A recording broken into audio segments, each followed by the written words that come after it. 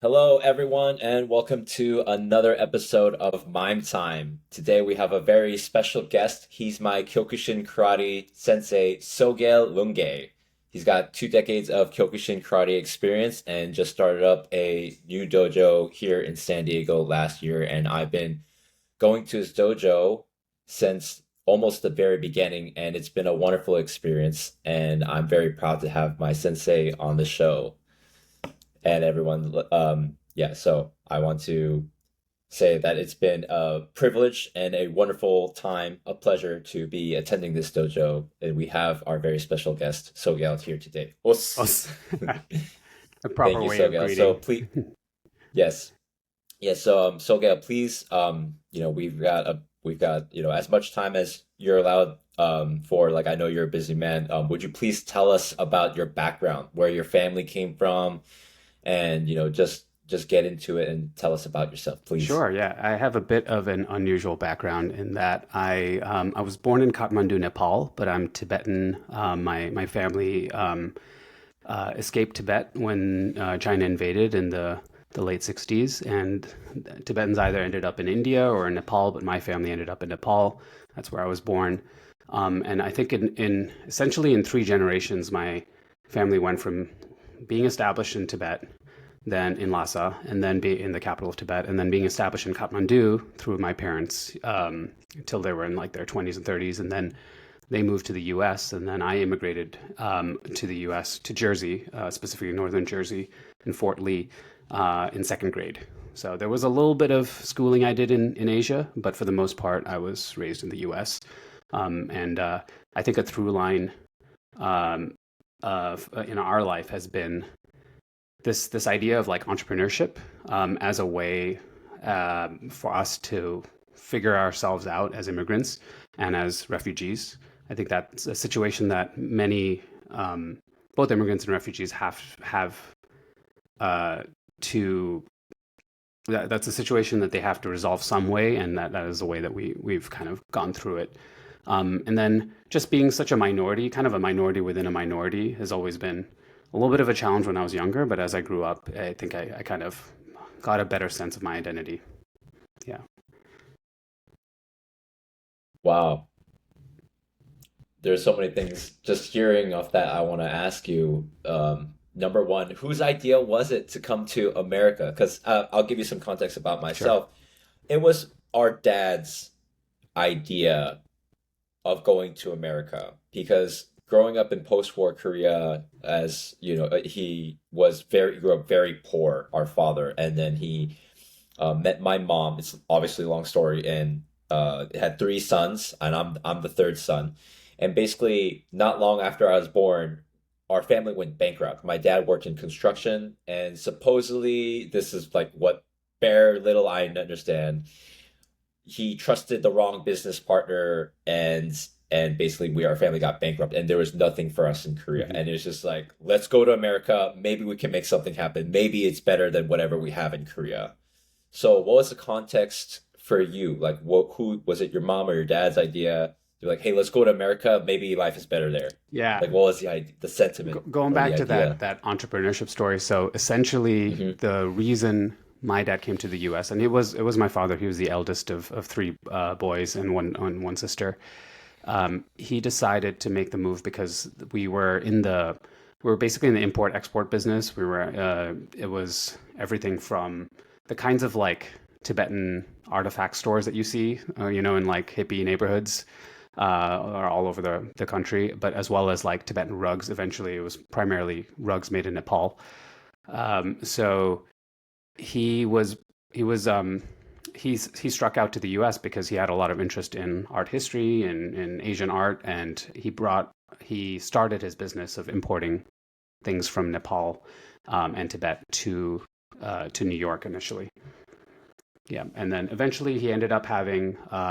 We had a couple of different retail stores in New York City in Manhattan, and I even did a small stint working in my family rug business in my mid 20s after I got tired of corporate America, and I wanted to get a little closer to my family. So at its peak, we had a couple of locations in New York, but it has now since wound down as a business. But yes, similar to your family story, it was definitely about economic opportunity. But I would say wasn't so much in our case. It wasn't like a severe bankruptcy or anything like that. I think my father and my whole family could have stayed in Nepal and probably done fine, honestly. But it was for them. It was always about education, and they wanted to give the best possible opportunities to us. I mean, we were even when we were in Asia, we were sent to very good like British schools in India. Um, and they were like boarding schools, essentially like Harry Potter style. Four houses. You've got your colors. You've got the equivalent of house games. And it was good education, a British system, but I think they just believed that the opportunity was greater in the U.S., and so they did, of course, sacrifice a lot. And that part of the story, I think, is probably true for so many immigrant families. But they sacrificed a lot to and worked basically with no weekends for most of their working life for their children.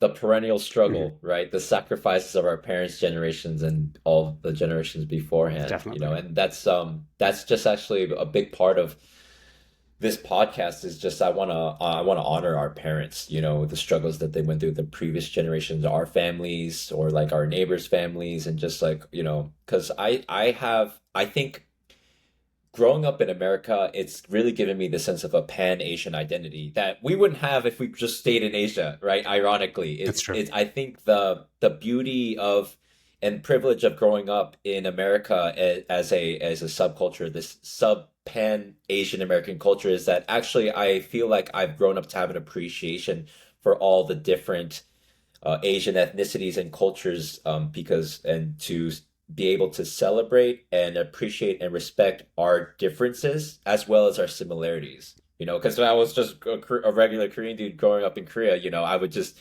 I would see, the Japanese and Chinese people as the others, right? And of course I still do a distinguish, right, between our groups, but being American is also like you're like an Asian American and you find affinity or solidarity amongst other Asian brothers or sisters. That And so yeah, go that's ahead. really interesting, and I'm curious. I've thought a lot about what it means to be Asian American, and I think it evolved um, to the point that I was really comfortable with it. Probably starting from college, maybe in my like late 20s to early 30s. And I'm curious, in your case, some of the feelings you have about what this Pan Asian like unity and what brings us, what divides us, but also what we have in common. Did you get that? Did you have that feeling when you were growing up? I believe you grew up in Rhode Island, right? And you were I don't know if you were surrounded by other Koreans or other Asian Americans. In my case, I was growing up in Fort Lee, New Jersey, which was full of Korean immigrants, which were the new wave of Korean immigrants. It was formerly a pretty Italian American suburb, and there was obviously some tension there. A few Chinese, a few Japanese, but mostly it was Korean Americans, right? And so there were I don't think I felt Asian American necessarily when I was in elementary school because it was the lines between the different groups were pretty like they were like they would just speak Korean to each other or they would sing K-pop songs way before the K-pop became global. So just the language would be a barrier in many cases, or at least for Korean Americans, a lot of them went to church or they were very Korean Christian, and so we didn't have that in common since I grew up Buddhist and still am. It's a very nebulous concept at this point, like Pan-Asian identity, especially coming from an American or like a Western diaspora culture context. So for me, I yes, I did grow up in Rhode Island, and I would consider that to be where my hometown is.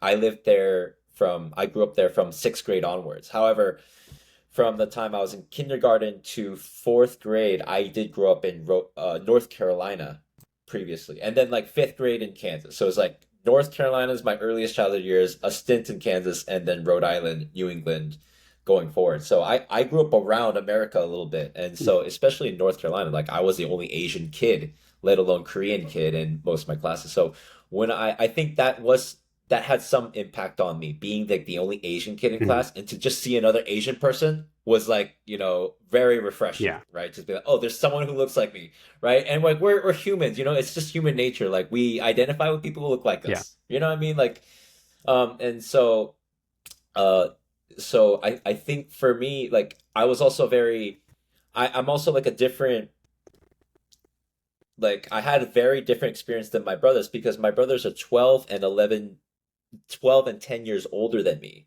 So they were 13 and 11 years old growing up speaking Korean when we came to America, but I was just 1 year old. So in some ways, like I'm more American than they are. Like I have Mhm. a more American accent and pronunciation than my brothers. My brothers are fluent in English, but obviously, and they're American too, like culturally, but they have a deeper grasp of the Korean language, and they have a tiny tinge of an accent to this day, right? Whereas I don't have that, to the point that when I was in Korea, people assumed I was adopted, like I'm a Korean American adoptee.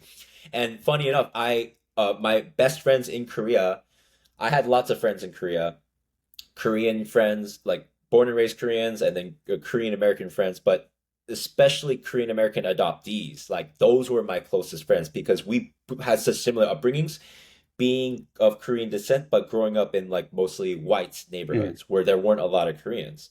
So I did grow up going to Korean church, but even then in Korean church, I felt out of place. I always felt like I was an outsider. So growing up, because my brothers and my parents had this idea of Korean. Oh, we're from Korea, we're Korean, and we all speak Korean. But I didn't speak Korean growing up. I didn't have that. I didn't grow up speaking the tongue, so I felt like an outsider within my own family. And I think when people said it was very confusing, so Gail, because to me, like people are saying, it's like, hey, are you Chinese or Japanese? And I'm like, no, I'm not Chinese. I'm not Japanese. I'm Korean. Like, oh, do you do Kung Fu? Jackie Chan? I'm like, no, I'm not Jackie Chan. No, I don't know Kung Fu, even though I love Yeah, Jackie Chan. I think exactly. Kung Fu is cool. Right? So I'm confused. Like, hey, I'm offended that you're trying to put me in a box, but Right, wait, those things are right, cool. And I want to identify with those things. Like, no, I'm not Chinese and I'm not Japanese, but I love Dragon Ball Z. I love like the cuisines. So like, what's not to Mhm. love? But I'm not those things.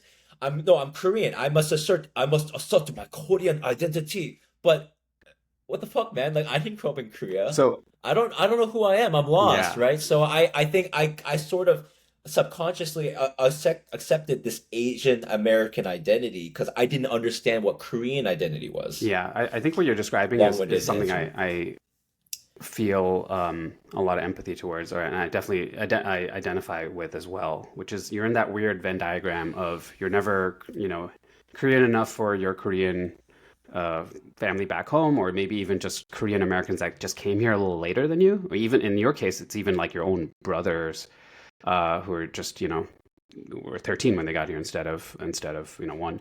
And then on the other hand, you don't look white or American enough for Americans, so you're always this perpetual outsider.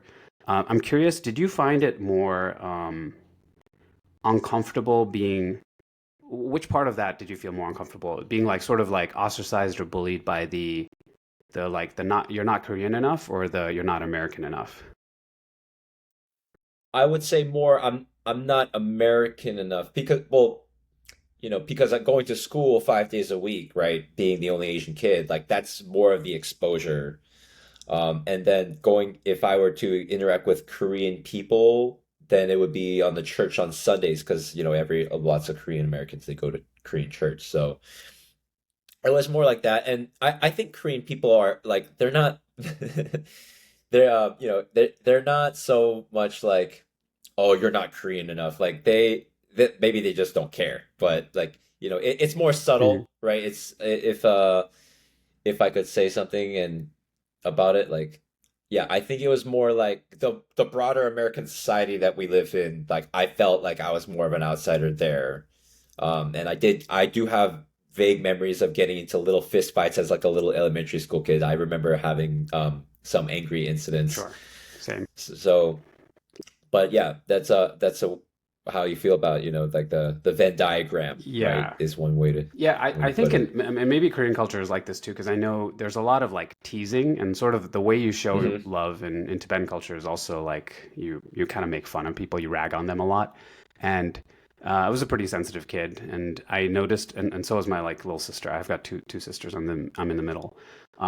I noticed that for the most part, you'd meet Tibetan Americans who have been here, who sort of got here later than we did. We were part of a fairly early wave. There were some that came before and some that came after, but for the most part, they came after. And so when we met these Tibetans that had grown up in India in exile for through to their 20s or 30s and then moved here, or like you'd be at a community event, at a Tibetan New Year party, and then the drunk uncles will come up to you and they're like, "Oh, why aren't you speaking Tibetan?" Or like, "Oh, we try to speak," and then if you say something kind of wrong, they make fun of you, which for some people will push them to try to be better at Tibetan, but for other people, like my little sister, she would be like, "Well, F that. I don't want to get like hazed for this."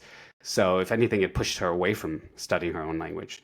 And so I think that there is this like um, unfortunate outcome of one of that like that gap between their upbringing and our upbringing, where we're just too, or like the previous generation, my parents' generation, they see us as too Americanized. They don't understand why we can't like uh, receive advice and instruction the way that they themselves did from their parents. Because I know obviously like parenting was different in the 60s, right, as it is now, and they didn't have the same concept, for example, of like respect flowing two ways between parents' generation and children's generation. It might be different in your family, but in traditionally in Tibetan culture, it's a very like you respect the elder. It's always if shit flows down. There's only one direction where back talk happens.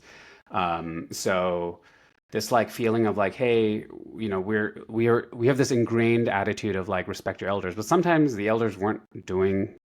We're putting stuff on us as children, as children that were also getting bullied in our school life. That they didn't see that part, right? They didn't. You could tell them a little bit, but they don't really understand what that felt like for us as children. And we ourselves are as kids. You're still like figuring out your identity. So then it can push people. I've seen both extremes of it. It can push people to be like go to far extremes of one culture or something like that. Like for example, they might like super embrace like hip hop culture and rap and like that, find refuge in that.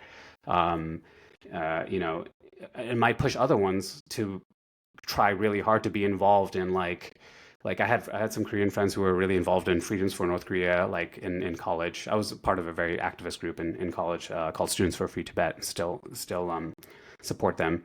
But I would meet a lot of like Asian American activists that were trying to like do human rights work in Asia, but from afar.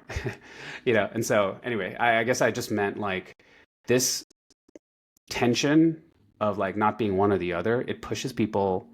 Um, it is an impetus, but sometimes it pushes people in the wrong direction. I mean, I don't mean to say like one. I'm not judging what is right or wrong, but it does lead people to do extreme things. That's not always ideal. Like I think obviously I think everyone in our parents' generation probably could have benefited from some good parenting advice. And man, everything you just said, I just resonate with so much, and is a very how do I say, like often visited topic, right? It's just like the push towards one identity or the other, right? People do go through one extreme or the other, and because life is hard enough as it is, just growing up in your own monoculture, like your own native, like for a white American person to grow up as a white American amongst their white American family, like, or a black American family just to be black American, like I think it's a struggle, right? But when you're in between two cultures and two identities, there's no manual, right? Just to be like of one monoculture and speak one language is a challenge enough, right? Being human. But then to be of a diaspora, a third culture kid, a TCK, to be in the mix, like it's not something we're evolved for. It's not something that most people on this planet evolve or like have to experience. So we are put through this, the Venn diagram filter, like this string. It's like it's really pressure. It's like being caught between a rock and a hard place, if you will. Totally. And so So it forces you to be one or the other. And we're all individuals with our own ego, and we may be like, F you, like I don't want to be put in your box because you're not respecting me. Like you don't really care about how I feel in this moment, right? You might think that I have it easy, because what you went through back in Korea, mom, dad, the abuses and yeah, and so it's really like what I hope that the audience, whoever's listening to this, can take away from our conversation is that number one, you're not alone, right? Because so yeah, the experiences that you've had are like identical to the experiences that I'm having, even though like this is our first time talking about these things. And so anyone who's listening to this, another Asian, diaspora brother or sister, who's listening, they'll resonate, be like, oh, I'm not alone. Thank God. Like, okay, I'm not going crazy. Like, I'm also human and I have my faults and blah, blah, blah. And I have my ego and like, oh, so like I don't have to feel like it's 100% my fault or something like that. It's just to give perspective is to other people is healing and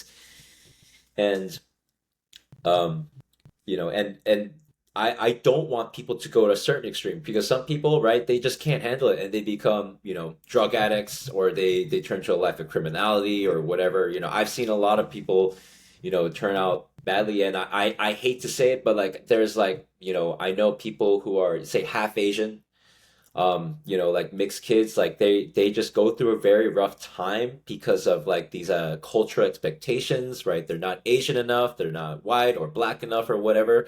And they just I think that obviously like life is hard enough as it is and maybe but there's always other factors, but I feel like sometimes that is a very central thing that causes a lot of trauma because no one's told them to no one's teaching them how to be peace with who you are, whether you're half white or half Asian or whatever.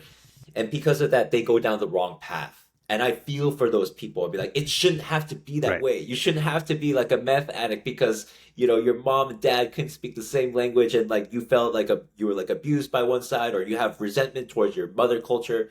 You know what I mean? Like this happens a Right. lot more often than we care to admit. And I want to save those children, Yeah. right? I want to save those brothers. No, you can accept the totality of who you are because God made you different. And it's not a crime to be different. Right. God made you beautiful, Right. Right. Right. And I think you can't underestimate. In the one hand, you're mentioning like people out here listening and they're hearing these experiences. That's one way to start to figure this out personally. But you also, I think like if I look back, the best help I had was throughout, particularly like college years, having like mentors, having people who have been through it already, like slightly older Asian Americans, for example. It didn't necessarily have to be older, but people who had been in the activist world. For in my case, it was other folks who were involved in Students for Free Tibet. They they taught me about concepts like decolonization and like how to feel like kind of comfortable in my own skin and the idea that I was kind of almost thinking about it falsely. I think even the Venn diagram example I gave is almost um, it's almost harmful because in a Venn diagram, it always has to, but both circles have to add up to 100%, right? So there's very fixed percentages. But I think instead, what I came to learn is that you can be 110% Tibetan, you can be 110% American at the same time. You can actually be multiple things because we also have other aspects of our identity, like we're both cisgender men, right? That's also part of that identity, right? And so I guess the term would be like intersectionality, but being comfortable being all of those things. And I'm also a motorcycle rider. I'm also teaching karate, and I also, you know, a husband. And so there's other parts of our identity, and we can be like fully those or partially those, but it's not like it's it's sort of being okay with being your particular blend of what you are, um, and not being so like hung up on it. So now I feel like the same types of comments that when I was younger would really affect me. It just doesn't. It's just like okay, whatever. Like it just like rolls off you. Um, but I think some of that comes with just experiencing and having the wrong reaction sometimes. Experiencing some obstacles, getting bullied, maybe microaggressions, macroaggressions, and then like coming through that, having good advice, having a good set of friends. Yeah. Yeah, I resonate with that, and just to going back to what you said earlier, like to go back to that point, like I did have that experience of growing up with like Korean people teasing me because I couldn't speak Yeah, Korean. And it's just like, well, what the fuck? Then like you guys are assholes. I don't want to be a part of this culture because you don't empathize with me. You don't even understand me. Mom, dad, you don't even understand me. I'm coming to home after school because kids are telling me to go back to China, right? And they're calling me chink and all that stuff, and like I'm confused and obviously like it's not my parents' fault that they don't know how to deal with that, of course. but they can't, and it's not their fault that they can't speak English, that they can't communicate with me. But I'm coming home with my own experiences, and of course they've got their whole lifetime of trauma and like hardship and economic hardship, and they're fighting each other and all this stuff, right? So you know, um um, I growing up, I knowing how hard it is to pay the bills and to be two adults, and I can't imagine being parents. I'm able to appreciate and understand them a little more and be more forgiving. But like they're just they might be telling me to go to Korean school, Hangul Hakgyo on Saturdays or whatever, but I'm just like, but you don't respect me. You don't know, you don't really care to know what like my feelings are and all this stuff. And you know, maybe maybe I'm just a snowflake millennial, but but it's just because I we didn't have the same hardships as they did, Right. whatever. So it's just like, well, then why do I want to identify with these people who are my parents, but like a cause of great grief and frustration because we cannot even speak the same language. And then, and again, like part of growing up and part of life and this podcast is just being like, okay, just accepting where our parents came from, all their faults, and trying to forgive all these grievances, whether they're real or imagined, Yeah. right? Whether these grievances are real or imagined in our own minds, and how we've like whether we've twisted the past, it's just for our own sakes and going forward for the future generations, we can forgive our parents and forgive ourselves for like misinterpretations of like, well, like me blaming my parents, right, for like how I turned out in life, or like why I went through this struggle of not growing up like accepting who I am as a Korean Asian American. I have to forgive my parents. I have to forgive myself for blaming the whole world and blaming God and be like, no, this is like everything happens for a reason. And like I chose this life, then we're getting metaphysical here, but like I want to find the best path to peace for it because that's what I desire. I desire peace, like a spiritual, emotional, psychological peace for everybody, like for all humanity, myself included, and for all Asian brothers or sisters or just anybody of any race ethnicity who's going through these deep, lonely, existential struggles related to identity. No, that's a great point. Yeah, you will never get anywhere by putting the blame on anyone else or needing someone else's actions to make you better. It's got to be yourself, and maybe that segues well to martial arts because I think that is for me. I think physical activity is one of the best ways that you can just start changing your own life. Like just taking control of like what can I do from point A, from right this moment onwards. Don't think about the past, just present and I mean, I wouldn't even think too much about the future. Just think about the present. Be very mindful of the present. And the present, it might be, I'm going to go to the gym 3 times this week, or I'm going to jog twice a week. I'm going to bike, whatever it is. I think physical activity is a big part of that too. Yes, yes, that, and I wish, maybe if I was, maybe if I was in a dojo in my teens, is this is what I always say, like, oh, maybe if I was a dojo in my teens, doing martial arts like Kyokushin Karate or Taekwondo or anything, and like really seriously devoted to it, I could have gotten fit, I could have gotten more confident, and I would have learned a lot of things about myself in life. I would have learned discipline, right? And like that discipline could have, translated in all other aspects of my life, like studies or getting a job, work, and maybe I wouldn't feel so sorry for myself because like, hey, like I could develop real confidence, not like a fake, like imagine ego thing, but something that's real, that comes from like action day in and day out. Sure. Sure. But Um, I want to make it clear too, and to be kind to yourself, it's not like an on and off switch. Like, for example, like I started with Taekwondo. I have a first dan in Taekwondo. I did it from about like fifth grade till about, I think like freshman year of high school before I started Kyokushin. And even then, I mean, while I was going to class, and discipline doesn't just happen. It's like it's some days you're more disciplined, some days you're less disciplined. Hopefully, you have like 3 out of 7 days of the week are you're a little bit more disciplined, and then maybe like several months from now, it's 3.5 days out of 7. It's not it goes in bursts. Like it's like a stepwise function. It's zigzaggy.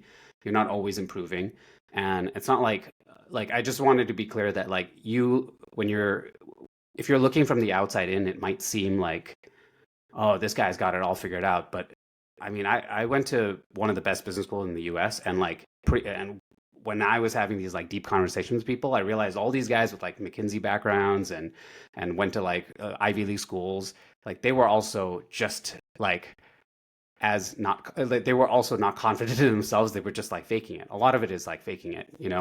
Um, so I just want to be clear that like it's you might have done a lot of martial arts, and the discipline might have not been like 100% anyway. Like it still would be, you'd be making some progress toward it, but it wouldn't have been like black and white.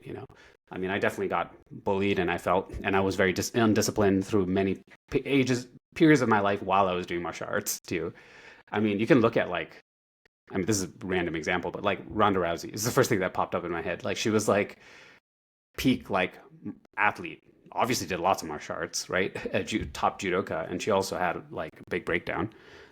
So it's not like just because someone is very, uh, fit that they are automatically like mystically diligent, and you can kind of it correlates, but it doesn't like it's not like a pure causal effect. Yeah, I mean that's a good qualifier, but it's just like I'm just coming from the grass is always greener on the other Exactly. side. So, and I encourage my listeners to always take what I say with a grain of salt because I'm coming from a certain perspective that may or may not apply. So I'm going to be very biased because I'm talking from, my own experiences, which, may be completely irrelevant to whoever's listening. But Yeah, I just think like we're um humans, so like things are not usually very absolute. Like, you know, mm, every single day, like I've noticed even after like 20, 25 years of doing karate, like there are certain days where it's easier to punch and it's harder to punch. Like it's just random. Like some days it just flows and other days it doesn't. And you can't like beat yourself up on the days that you don't, that like things aren't working well. But what you should do is still show up. In fact, those days where you don't feel like going to the gym or the dojo, like those are the days you definitely should go because usually you feel amazing when you leave. So the part about diligence that resonated is like the showing up part. I feel like now as a only having taught for about what a year and a few months now, that's like the main sign of a successful student, a successful martial artist is like showing up.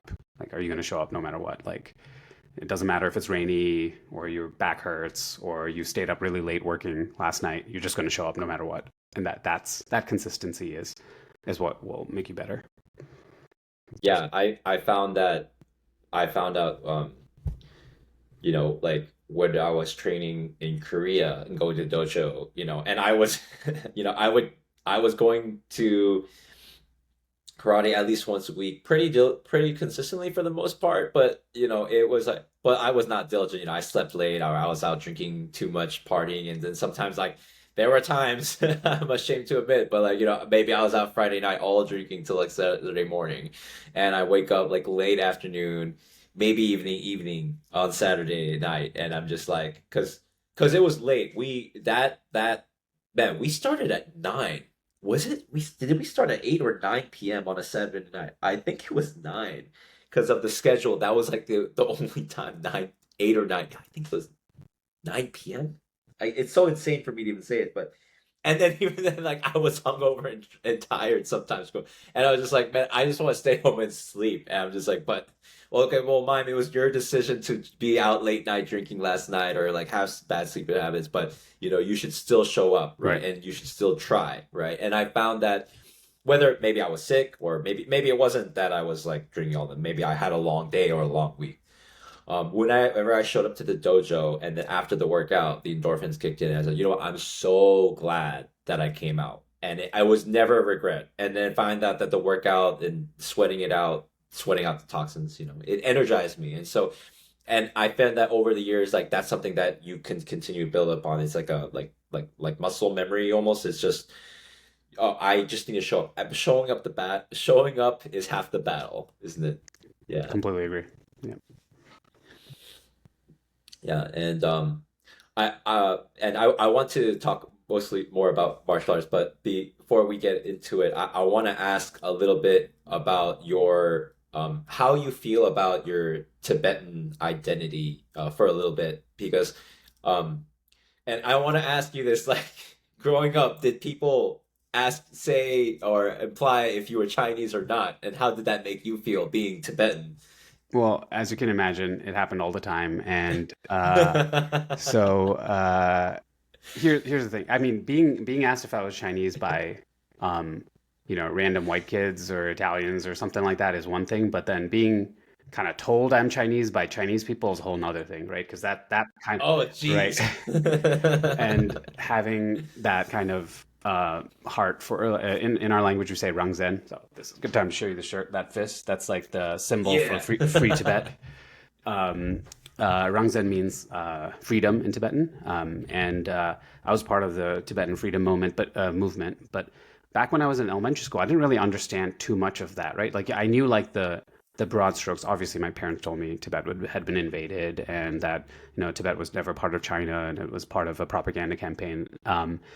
And we could see that like people like the human rights violations that were happening in Tibet were terrible. Like they were caught in film several times. There's like plenty of documentaries, but during the same time period, China was becoming so powerful and like getting so good at controlling the media narrative that at some like if you look at a map of Tibet of China today, you'll see even that little region that they call it Tibet Autonomous Region. That's actually just a sliver of what Tibet used to be. Like it really used to be basically the western third of China, where it used to be Tibet. Um, so going back to your initial question, yeah, it was very frustrating, and as a kid, I didn't know how to deal with it. So I would just get super upset. I'd cry. I'd get in fights. I one time someone like I remember in like fifth grade, someone behind me was calling me Chinese, and I like stood up and like screamed "shut up" at him, and then I got put in detention by the teacher. And then later in detention, I told this like old white lady, I was like, "Oh yeah, that's what he was telling me, and that's why I did that." And then she felt so bad, she like sent me out of detention. Uh, she like she like apologized. But no, it was difficult, and also I'll say like my best friend Sure. growing up from like fifth grade onward, who's like, so we're still talk multiple times a week. He's still back in Jersey, but he's actually Chinese American from China, and he came a little later. So he came in fifth grade, and he barely spoke in English. I had been in Fort Lee in second grade, and so I have this weird thing where my best friend is Chinese. You know, we don't have the same politics, but and we definitely fought about it on occasion, but there are plenty of times we just don't talk about it. We just play Final Fantasy or fight in the backyard for fun or do wrestling moves on each other. Like it was, you know, um, but but it is yeah. I didn't know how to deal with it. It was very frustrating. And because that's when I earlier I mentioned I felt like a minority within minority because I would look at the Korean kids and I'd be like so jealous of them. Like I started the demo team, the Taekwondo demo team in my high school with one other Korean guy. The two of us like founded it together. And we'd like go around to like local high schools and do shows like breaking boards, like spin kicking apples out of like off of a knife, and like it would like explode and hit the audience. It was very cool stuff. But in that group, it was like me and maybe like 25 or 30 Koreans. And these, even in our school, we had this distinction between the fobs and the Twinkies. So these were more of the fob ones. And those two groups didn't get along either. So there's probably a whole nother episode about that and what was going on there.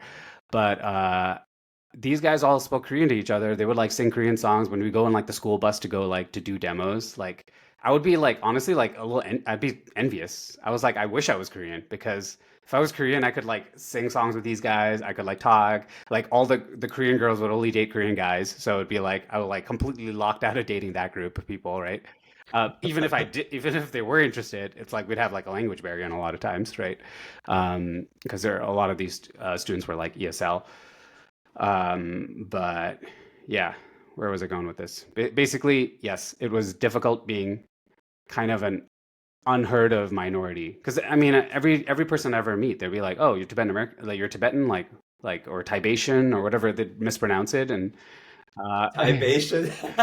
yeah, I've gotten every variation, but like a lot of people don't know anything about the history of Tibet. It's such a, we were always told its total population was around 6 million the last time anyone counted, which was decades and decades ago. So it's difficult to tell how many of us there are. But yeah, it did feel isolating. But I think like in college, I started to feel a little more like, oh, I can both be like, there's part of me that's Asian American, and that part of me like has common ground with a lot of Chinese American students. And then there's part of me that's Tibetan American, which has a lot in disagreement with Chinese Americans or just Chinese folks from China. Um, yeah. Yeah. And I can oddly empathize because I mean I grew up and like I did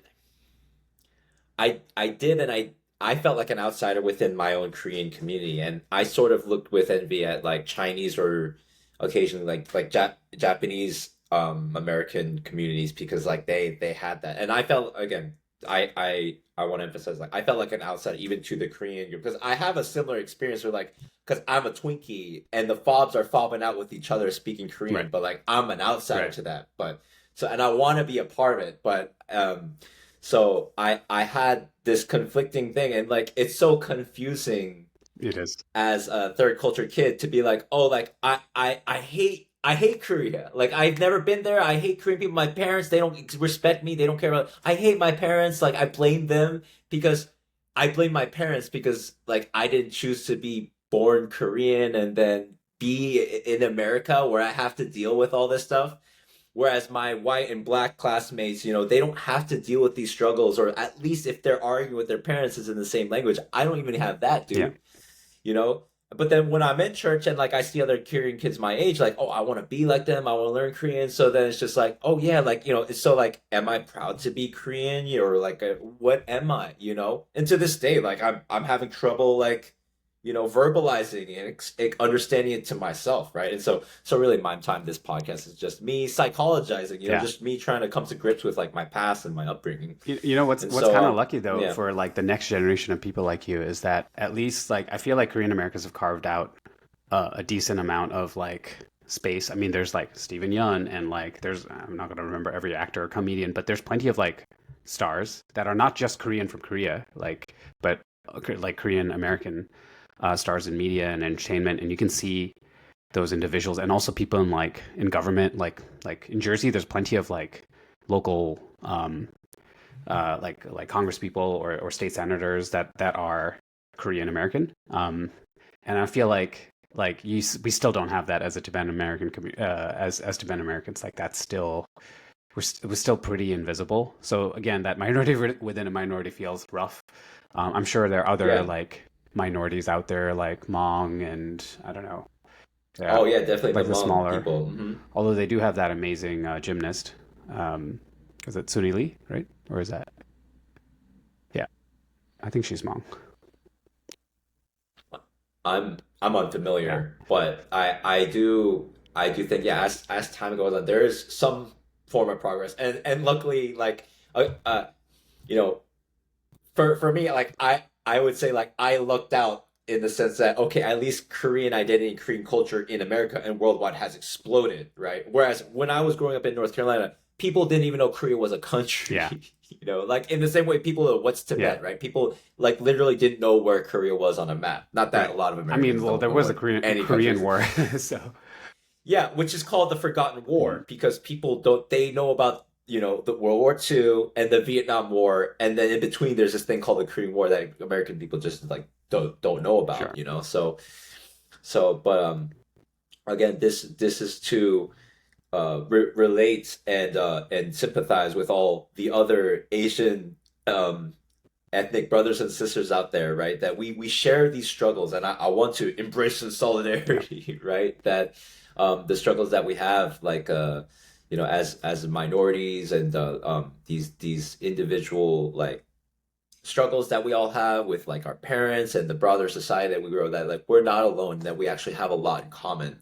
And I want to encourage and foster mutual respect and love and admiration, whether you're Korean, Tibetan, Hmong, even Chinese. Yeah, of course. It's just like I really just look at us as like a big Asian family, right? And that's just how my mind is warped. Like I just see Asian peoples as just one big Asian family. Right. And I don't see other people thinking about this, but like we look similar enough. And of course, the bigger, broader human family of all humanity, of all the races and ethnicities, right? It's a rich tapestry of mankind, and I want to foster the solidarity amongst all of us. Yeah, I think in a weird way, the fact that Americans, or let's say like white Americans, will lump together all Asians into whatever, and they that leads to a lot of us having similar experiences of getting bullied or getting konnichiwa or ni hao yelled at us out of passing cars, or Jackie yeah, Chan, Jackie Chan Jet stuff. Li. I mean, like in a way, them all othering us in the same way allows us to, like, now we've all had those same struggles, and so therefore we actually have a common experience from which we can be united. And of course, there's so many differences within us, and even within, I don't want to like understate, like there's also like socioeconomic differences between the different types of Asians that and there's so much like internal racism within different Asian groups, right?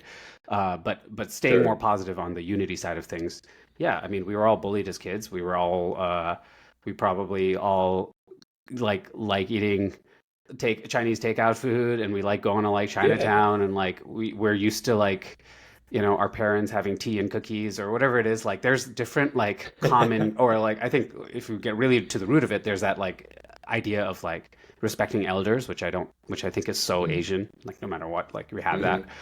Hmm. Um, Yeah, big time. yeah, and Yeah. And I want to we could talk more and more about this, but I think we got the good meat of it, and I appreciate you sharing your perspective, Sogyel. It's really valuable, and I want to ask transition more into like the martial arts segment, and basically ask like and like segueing, it's like because again, growing up, I was like I get angry if people call me Jackie Chan, but you know what? Looking back, I can laugh. We can laugh at it now. It's like yeah, those as a kid, like, no, I'm not Jackie Chan, and but now I'm just like, oh, you know what? I wish I had the humor and the confidence to take that back and like, it's like, yeah, I'm Jackie Chan, motherfucker. yeah, You want to fight, and then like again, go into the martial arts and just like.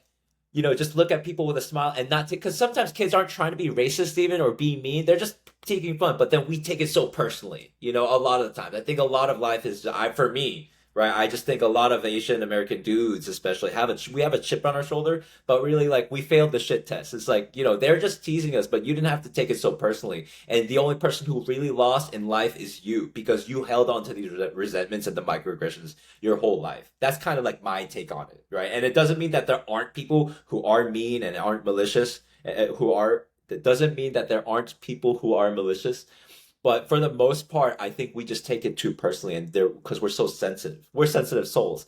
We didn't really need to, and and ironically, we like martial arts. Oh, who would have figured that we're Asian, as Asians, we like Asian martial arts and the culture yeah. and all the stuff that comes with it. So, what was it for you? Was it just like kung fu movies? Like, what was it I would that say got you like to martial there's like arts? two answers to that. I have the both are true. One is the lighthearted one, and one is the more serious one. But like the lighthearted one, yeah, probably similar to you. I played a lot of video games that had martial, like the Tekkens, the Mm, Street Fighters. yeah, I like Tekken. martial arts movies. I love Jackie Chan movies as a kid. Bruce Lee movies are a little bit older for me, so I saw those when I was a little older. But definitely all that. I was really into like WWE, no, WWF wrestling as well. So it wasn't only Asian martial arts. I mean, like Stone Cold Stunner. Like I was a huge Rock fan. I love the Rock Bottom, all those moves. We used to play a lot of like SmackDown on PlayStation, right? Um, and so I've just, as long as I know, as I can remember, I've just loved the idea of like punching, kicking, fighting with friends. Actually, I would say if probably my earliest ones were Teenage Mutant Ninja Turtles, and then because I'm probably a little older than you, so Ninja Turtles and then Power Rangers were my two main entries into martial arts of all. Like Power Rangers was just Power cool. Rangers. They were like Yeah, Power backflipping, Rangers, and man. then like those early Ninja Turtle movies, like with they've got the like Yeah. 50-pound suits, but they're doing backflips and kicking, and I love like Michelangelo. Like I have like 8 pairs of nunchucks. I think you've seen some of them, because I was always a Michelangelo guy. So that's the fun answer. The less fun answer was I used to get bullied a lot as a kid, Hmm. and so I was really interested in martial arts too as a way of like self defense or just feeling like more confident because I was like a quiet kid that would like. I was really obedient. I read books all constantly. Like I literally would walk home to school from school and to school reading a book the whole time. Like just and so I was like perfect bully bait for a lot of reasons. Being an outsider, looking like an outsider was one thing, but also I was like a straight up nerd, and so really love like fantasy fiction and sci-fi and all that stuff. So and video games and all that. So the other reason I got into martial arts was because of that. Like I want to be able to defend myself. Going back to that best friend of mine, Yifan, he arrived around fifth grade. Around that time, I used to get bullied all the time. Like in like the recess time, like I was a scrawny little kid. Like these like kids would just like do you remember those like dodgeball type balls that were like all purpose basketball or kickball or Yeah. like it was just used for everything. It was like kind of like those rubber balls. Hmm. They weren't as hard as like a soccer ball or basketball, but you'd use it for any sport. Like they would just like corner me on against a fence and they would kick those balls at me while I'm trying to read. I'm just like and I was basically taking it. And this kid who I just met earlier that day, and he like barely spoke any English, we had like sort of become friends and he like defended me and he basically fought off 4 of them and he was always a little bit bigger as a guy. He was like pretty strong for his size and he just fought off 4 guys like and he fought with like the dirty like Chinese school tactics like pulling their hair, kicking their shins, kicking them in the balls, like you know. So that's how we became like really good friends. He was basically like my bodyguard, and I was like teaching him in English, and he was like protecting me. And so he and I ended up as like the core of our friend group. We would like do martial arts. This is like sure I was doing taekwondo at the time and also here and there, but like taekwondo I was like a weak kid. Like if I kicked you you wouldn't really feel it. Like sure I could do the technique right and I could do the kata really beautifully, but I didn't have the power to back it up. I mean, when you're a kid, like 90%, no, like 95% of the fight is weight. If you're like lighter than the other person, you'll lose. Even if it's like a 20, 30 pound weight difference, like that's all you need. Most schoolyard battles are just like shoving each other or like grabbing each other and pulling each other's shirts off or whatever it is. Like it's not really like like MMA style fighting, you know. So where I'm going with this is like we used to just like we just this was like our friend group activity was get together in the backyard and like have a little fight club, and it would be at like whatever friend's house. That sounds like fun, Yeah, I mean, actually. Like, and of course, like some of it was like we are like trying to do wrestling moves on each other, or sometimes it was like, hey, I'm gonna do that move that Paul Phoenix does in Tekken, and I'm like, like trying to kick and jump around, and we sometimes or like call out where like not exactly like Hadouken, but like more like the actual physical ones. But yeah, we had so many brawls, and we'd like do all variations of it. Like it would be like 3 of us versus just Ifan because he was like so much bigger than us, for example.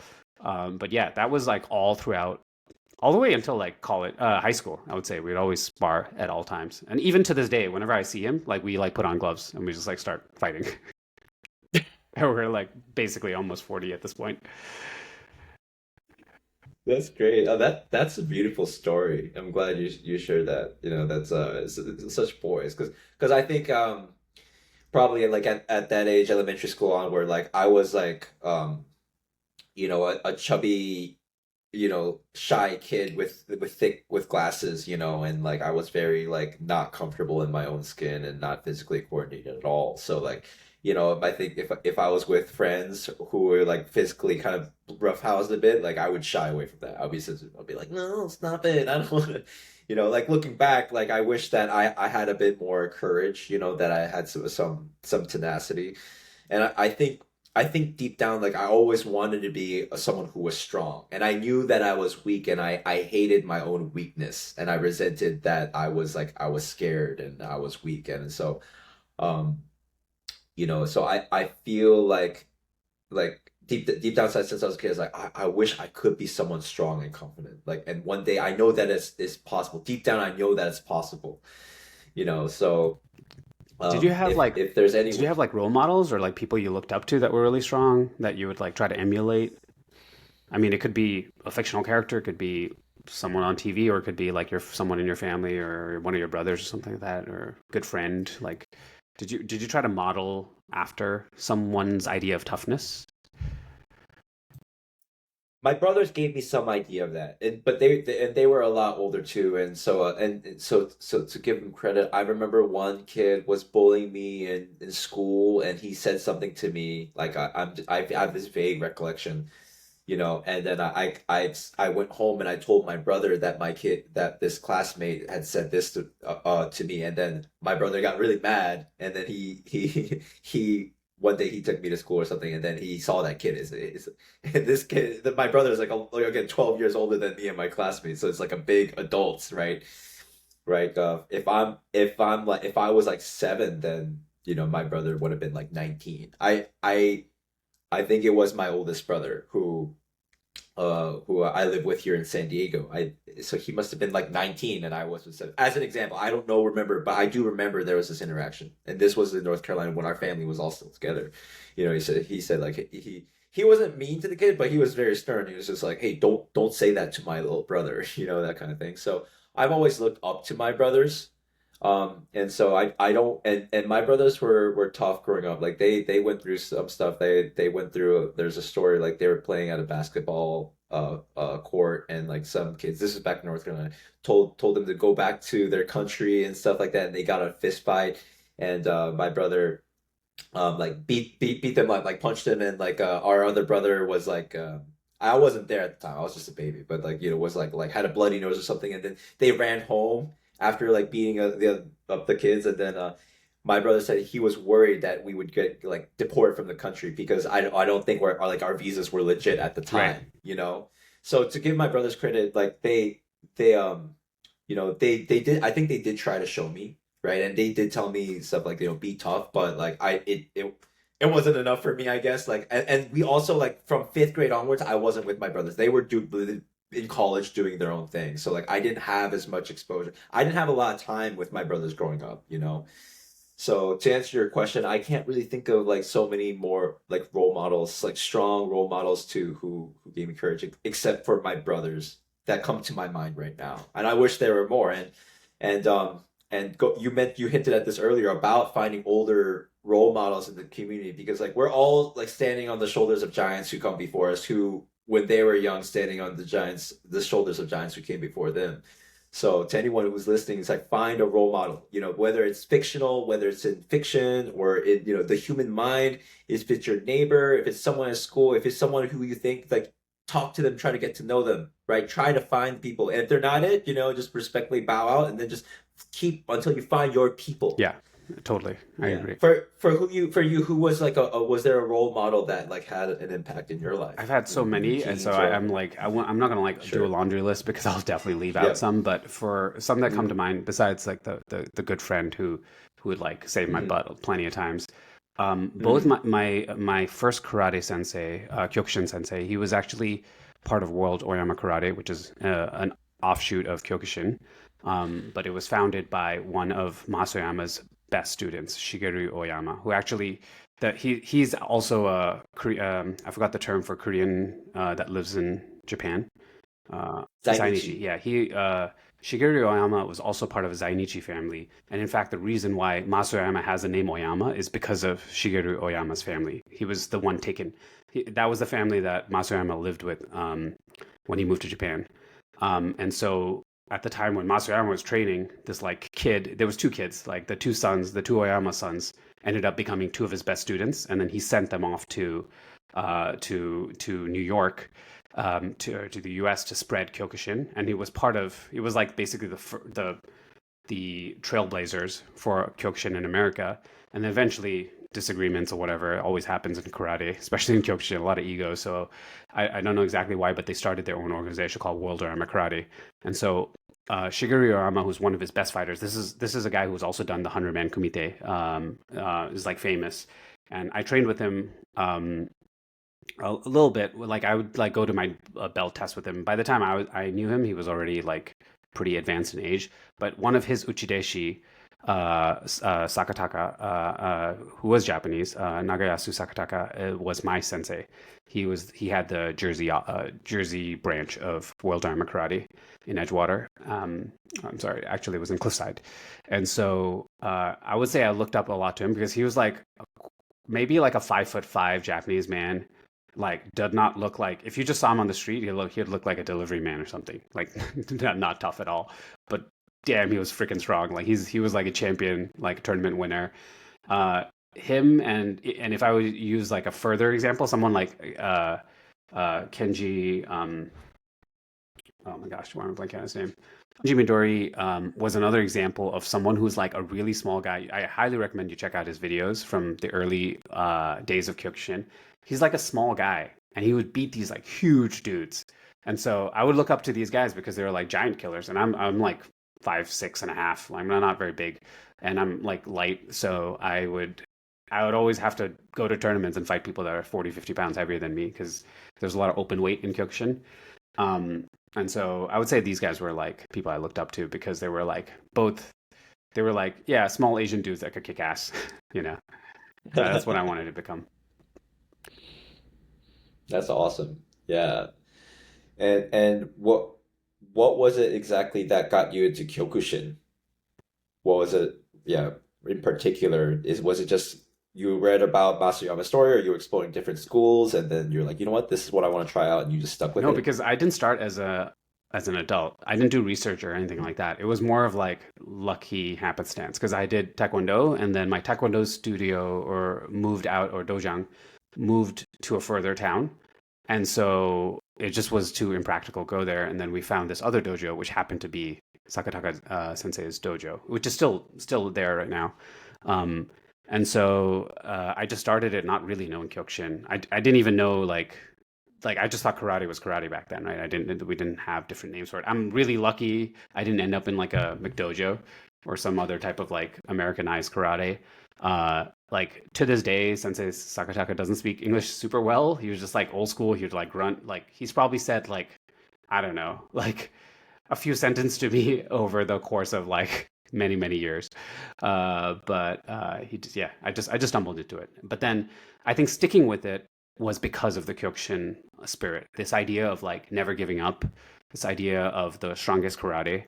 Um, that's what kept me coming back. And then the other thing that I think is super valuable about karate is it's not just the physical activity, the exercise part of it. Like karate is something you can do your whole life. I also practice judo. I personally don't think judo is something you can do your whole life. Like you don't see too many 80-year-old judokas on the mat. Even if you do, they'll only do like sweeps and stuff like that, right? They can't do the breadth of karate. And in karate, you can actually do that kind of your whole life. And then it's not just physical because there's also the mental and spiritual part of it, right? And the Budo, the way of the warrior part of it. And that stuff I embraced more like after I was a Shodan. So I got my black belt when I was like 19, like in freshman year of college. From then on, I think I started to like, with fits and bursts, I started to understand more of like how karate fit into my life. I never thought I would teach it, to be honest. I thought maybe I'd teach my kids, but I never thought I would like actually have a dojo. Um, but yeah, it's funny how life works. Yeah, for context, to the audience listening to this, I found Sogyel's dojo through Reddit because we were both doing the same thing. We had just come to San Diego, like, less than 2 years ago. Um, and at least I did. I'm not sure exactly where the timeline was, but I know you were looking for a dojo around the same time, a Kyokushin dojo in San Diego County, and we were like, we you couldn't find one, right? People were saying there used to be one, but it died out during COVID, and so on. And then Sogyel, before I knew his name, like sent me a DM on Reddit because I had left a comment about finding a dojo in San Diego, and he said he's starting his own one. And then I went. That was like summer of last year, Yeah. and it's been great. Yeah. Well, Yeah, we have a strong following. exactly. That was actually more than a year ago, right? Because it would have been More than a year ago. maybe about More than a year July ago. or August. So I started in about July with Yes. like just 1 day a Yes. week, and then in August I started teaching 2 days a week. And it's been a year, and it's been awesome. And yeah, I'm very appreciative that people like you came and stuck around. Definitely picking up like random Kyokushin orphans from different schools has been super helpful and been the core of our school. I think we have like a kind of an even split between people who've never done Kyokushin before and people who have done varying degrees of Kyokushin. Some black belts, some somewhere, some in the middle. And yeah, that's like the core of our dojo right now. But I'll just to like draw the curtain back. It was, I have a full-time job Mhm. at a tech startup, and it's pretty busy, and I'm pretty invested in my professional career too. So the idea of like taking on a new thing was, I definitely was like, I didn't want to do it initially. Um, but when I got here, I was new to San Diego. My whole family ended up moving here around the same time, so I did have the family network, but I didn't have any friends yet. And I wanted to, wherever I go, I always like meet people through martial arts. Like I'll go to a Muay Thai place, I'll go to a judo place. I last lived in Salt Lake City. I made most of my friends through the judo place there. And so I really wanted to find Kyokushin. I couldn't find it. So I did try out a little bit of Muay Thai over here, which I'd done before too in New York. Um, I definitely started judo, which was fun, but it's still, there's something about hitting a pad or getting in a, like, kicking someone in the head.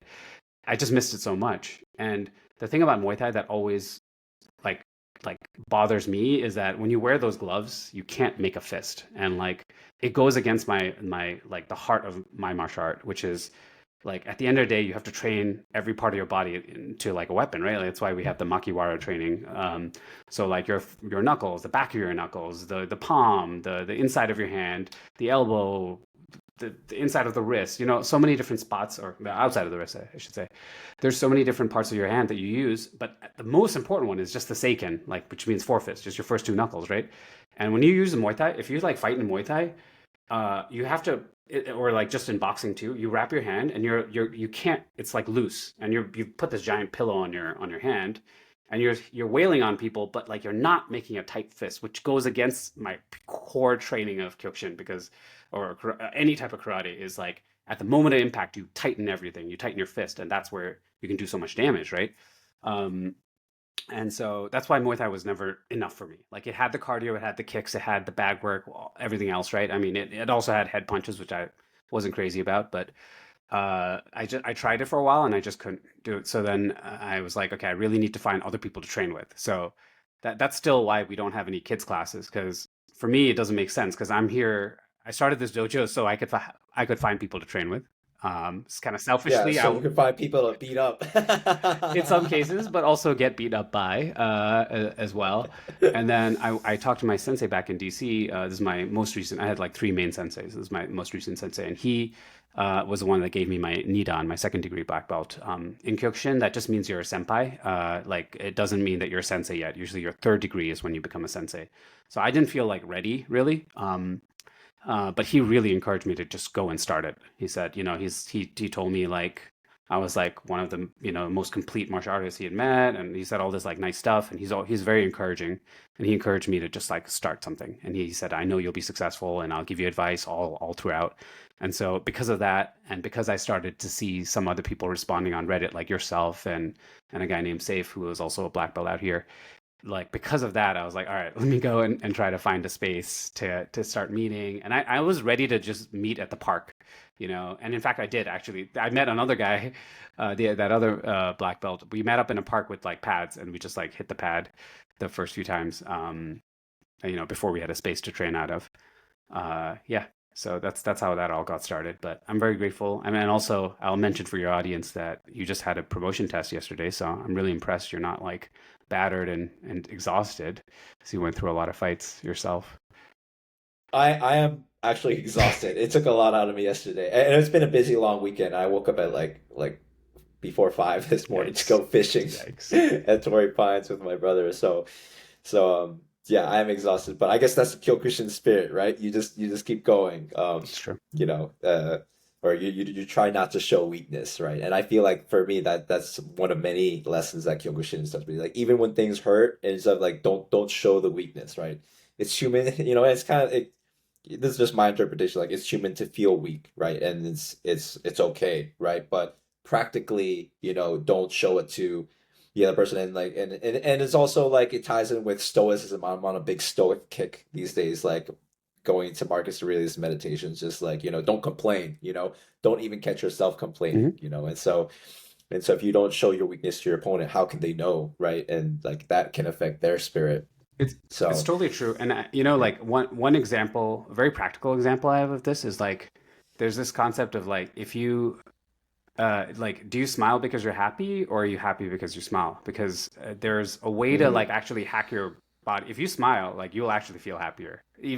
So you can inverse the relationship completely. So similarly, if you mm, don't if you're like, "Oh, I'm not tired." Like you're like again, I'm not saying like toxic masculinity. You can take this too far and be like, "Oh, I'm not tired," and then you can bottle up emotions and then you can come out in a terrible way. So, I'm not saying that. You shouldn't like fight when you're injured, for example. You should know your body better than that. Um, but I think there is a certain showing a brave face kind of thing where the fact that you are showing a brave face, the fact that you are pushing through, then makes you feel brave. It's like you weren't feeling brave yes. before, but because you put on a brave face, you feel brave. So the action almost like for example, like standing up straighter. You stand up straighter and you feel more confident. It's not that you are more confident, therefore you stand up straighter. So there's ways to to impact your state of mind based on like what you do physically. Yeah, like I have no idea how to explain that, like scientifically or neurologically. What? Because I'm standing up straighter, then like my chi flows more proportionally throughout my body and my prana tube. I don't know, I mean, right? But I that think is, I think, try, probably the reason. Yeah, that's one of the reasons for sure. Yeah, I yeah. mean, ki is Your ki blood or chi flows has a better. huge influence in karate. I mean, I think the more advanced you get in karate, like for example, why we kiai, or like, or if you watch like a kendo Yeah. fight or a komdo fight, if it's Korean, like like they like scream at each other before they attack, and you can psych each other out using their ki, right? So it is a whether it's like proven or not in Western science, it is very like practiced over hundreds and thousands of years of battling in Asia. So I think and of course there's also the yoga principles from like and Ayurvedic medicine in India. So that's all related. Um, Yeah. Fascinating. Yeah, like all those connections, which deserves its own podcast, right? Its own martial arts podcast, like the science and the mystique, the spirituality, which is a beautiful thing. It's just something that, like, for a lifetime, right? Becoming a devoted student is a beautiful thing, and so it's for me, like, I'm 33 now, and I just think and this is a stupid thing, but I'm just like, oh, if only I had done this when I was younger, I say, like, and I realize it makes me sound, it's like, it's actually like an old person thing to say. So like I'm is what I realize, and I'm just like, but you know what? That's part of the battle. Is the mental battle. Is just like, okay, well, here I am now. You can't change the past, and I'm just so goddamn lucky that I have the privilege and what youth I have left to be able to give it my all now, today, or yesterday at the bell test, right? mhm. And to just like have that primal outlet, just like, yeah, it's liberating. It's liberation, and it's a combination of the dark primal energy that we have, but into something that's focused and organized, right? Into pure intense. And what I love about your dojo, Sogyel, is that for the most part, everyone has that positive intent. Like we all want to grow for ourselves, and we all want to support each other. We all want to help. Everyone's kind, and so one of my there's a YouTuber that a fitness boxer martial artist YouTuber that I like to follow. I failed to remember his name right now, but one of his mottos at the end of every video is train hard and be kind, right? So in every video he's like, this guy, he's like super fast, and he does like, he's got these great videos on footwork and punching and bag work and all this stuff that I like. But he that really resonates with train hard and be kind, right? And Totally. to be kind on yourself, and to push yourself, but to also be kind to yourself and to be kind to Right, others. because I think that so if you're not kind, if you're mean, you're cruel, you're selfish, like those are actually signs of weakness. Like that means you're not strong. Mm, That means you have some unresolved issue, or you're hating yourself about something and you're showing it by lashing out at someone else. So those are, yeah. weak. Yeah, Literally so weak. that I think is weak. So being kind is strong. It's a bit of a trope, but we learn martial arts not to fight. In fact, you want to never fight using karate, right? You're trying to create scenarios. If you were in a fighting situation, you should try to de-escalate it. You should, and then if you can't Yeah. de-escalate, you should try to run away from it. There is Mm. no shame in doing that. You have the confidence that if you're put in a really bad situation, you can defend yourself, but you should not be seeking to like show off that you're tough, or you know get in a street fight with someone that you bump into in a bar. Like that's like the weakest thing of all. Yeah, that's dumb. Yeah, That's dumb. You ruin your life like that. People ruin their life for doing stuff, dumb stuff like yeah, that. And like that's not the point of martial arts. Yeah. A lot of us are just nerds. We just like video games and Tekken and Final Fantasy and Bruce Lee and we just Dragon Ball Z. We just want to like, um live out some of that fantasy in our childhood. And but we do it in our own lives. And it's a practical skill to learn how to fight. Um so but yeah, it's there's not about being a big macho guy or a big tough guy or whatever, but it's there's a lot of healing in it for me, because for me it's just it proves to me that like it proves to that small, chubby, lonely, weak 10-year-old mime, right? That like, oh, like I can't, that I am someone of that's worth defending. I am worth like asserting my own existence and protecting myself. And like I have what it takes to take care of myself and protect myself and to be disciplined and to be diligent and to be respectful and conduct myself honorably in life. So I want to be mindful of your time, Sogyel. So like but so I want to maybe we can wrap things yeah, up, sure. and I just want to ask you like, if what would you say to say other Tibetan brothers or sisters out there, or any minority who's struggling in life or trying to figure themselves out, like what are some lessons along the way through your own life and maybe with martial arts and Kyokushin that like have helped you find your path. I think Not that you have all the no, answers not at figured all. out, but But just but your perspective. just from my own experience, I think a couple lessons. One of them would be like don't care so much about what other people think. That's one that I've struggled with because I think a lot of Asian cultures, and particularly in Tibetan culture, you do actually like there's a lot of like, oh, what would people think if you did that, or what if and I think you've got to get rid of that type of thinking. You've got to make sure that the person that you're trying to impress is just yourself, or the loved ones around you. It's not it's yeah it's so that's one. I think another one is I think physical activity is so important, and again, it doesn't have to be karate or kung fu or something like that. It can be jogging or biking or going to the gym or canoeing, whatever it is. I think you do need to have, like, this is for men and women. If you don't have a consistent habit of doing that 2 to 3 times a week, whatever the activity is, it can be walking your dog on a long hike, right? That is so important because it is the foundation from which a lot of other confidence comes out of, including, like, for example, like professional, like being like if you're decently athletic, you can show up to work more often because you won't be out sick. Your immune system will be stronger. Maybe if you're single, it's easier to go dating because you're just like you might be more fit or you're more healthy. You're putting yourself out there. So there's just so many good things that just come out of basic physical fitness.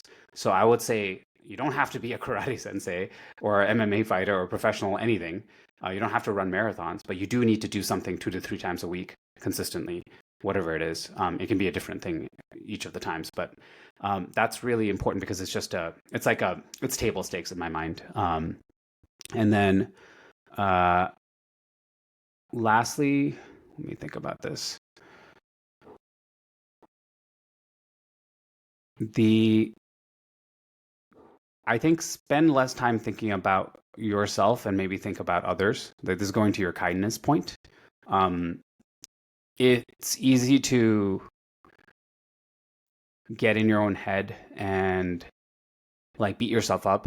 So this goes back to that past, present, and futures kind of concept. Like the past, you can't really change. So there's almost like no value in really thinking about it too much because you can just like go cycles and be upset. So think about what you can do today, like and the present, right? So that's been very helpful, and the kindness to others part, it just puts shifts the perspective to being about you and about it turns it into like what can I do to make other people's lives better around me, whether it's like my students or my friends or my partner or your kids if you have kids or your parents, I think that just improves you as a person every day. That's great. Yeah. And and if you were selfish, so Gail, and you believed what you thought about yourself, like, oh, I'm not ready to be a sensei, like I shouldn't start up the dojo, like I'm busy, I've got a career and I should focus on that, right? If you didn't listen to your sensei, like you wouldn't have started this like amazing adventure with the dojo in San Diego and created this home for us and all the other karateka to come out, on a weekly basis. You would have been selfish, yeah, if you had believed your own doubts. And it's a great kindness, and it's a great thing that you listened to your sensei, and I'm grateful that you did, and that's really cool. And but I also understand, like, if I were in your shoes, I would have the same doubts and hesitation, like, oh, am I really ready yet? And I know, and I'm sure you're a consummate professional, in your tech startup, and I think it's cool that you got all these things going on, and um. I want to ask, is there anything else you want to share with the audience or anything that's on your mind in relation to what we've talked about or, the Kyokushin spirit, martial arts, life in general? I feel like I gave it all in that last answer. Yeah, you can. Yeah, Okay. yeah, I think it was pretty yeah. good. Well, Sogyel, thank you so much for your time today. I really appreciate it. It means a lot. This is something I've been wanting to do for a while, and I want to say that like I really enjoy all the time I spend in your dojo, and I'm honored and privileged to be able to train with under you and all the others. So Yeah, thank you for coming onto the show. I Yeah. also want to say thank you, and it's been great having you from the very beginning, and I'm really glad that you got to go through that promotion test, and it's been great seeing you like kind of work through your issues both on the podcast but also like on the mat and sweat it out and with other people. So yeah, I'm glad you're in my life, and I'm glad that you're practicing so hard, and training so hard, and we'll just keep continuing up this journey. Yes. Thanks for coming on to Mime Time, Sogyel, and thank you everyone for tuning in today. Appreciate you. Oh, Os. take care.